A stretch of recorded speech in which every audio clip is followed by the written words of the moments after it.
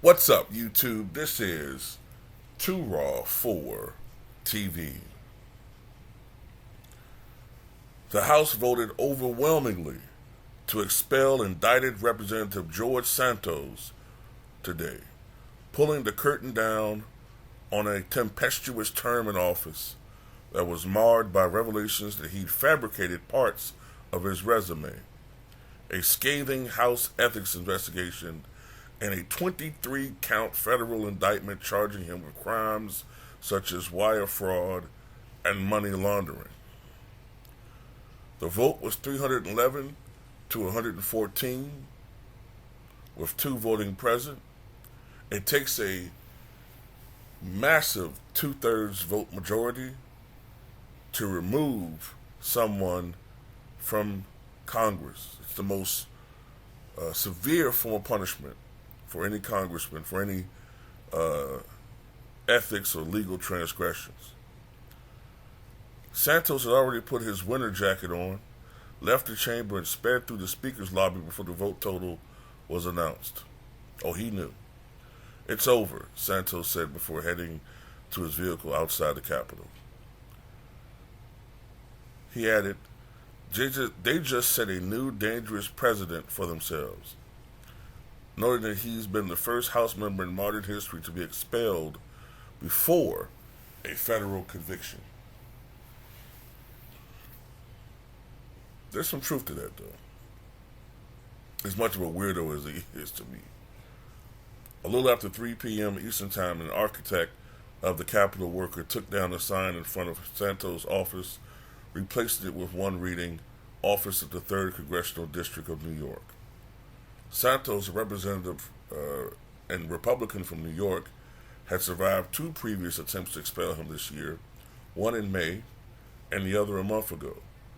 But he began losing significant support just before Thanksgiving, after the bipartisan House Ethics Committee issued a damning 56-page report detailing allegations that he had deceived his donors, filed false campaign statements, and used campaign money to fund his lavish lifestyle. Among the things he spent campaign funds on were rent, luxury designer goods, personal trips to Las Vegas and the Hamptons, cosmetic treatments, including Botox, and a subscription to the adult content site OnlyFans, the report said.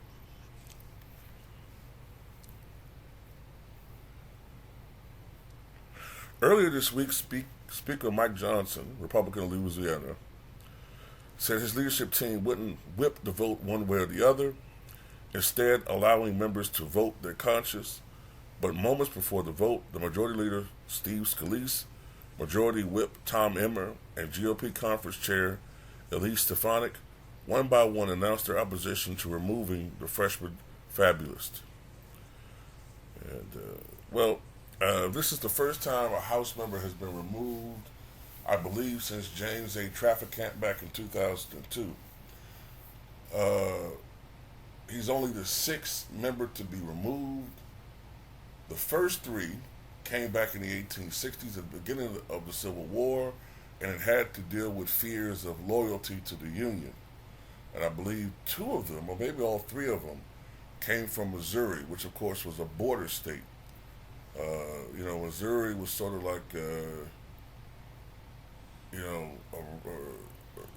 around the border of Unionists and Confederates supporters. So there was fears that the Democratic representatives from Missouri had mixed loyalties and they were expelled. I think the first ethics-related expulsion came about 100 years ago. But anyway, me personally, if I was a congressman, I probably would have voted to expel him. I think he's a liar. About many things. I think he's a compulsive liar. But at the same time, he has a point about expelling someone before they've been convicted. Prior to that, they'd all been convicted They had their day in court. So, he has a point about that. But I guess it's just the sheer amount. You know what I mean? The sheer amount of charges and issues with this man. You know what I mean? Do you really want someone like this being a representative of your government? He's everything that you don't want your government to have. He's everything that your government's supposed to be against. So, at the end of the day, sorry for you.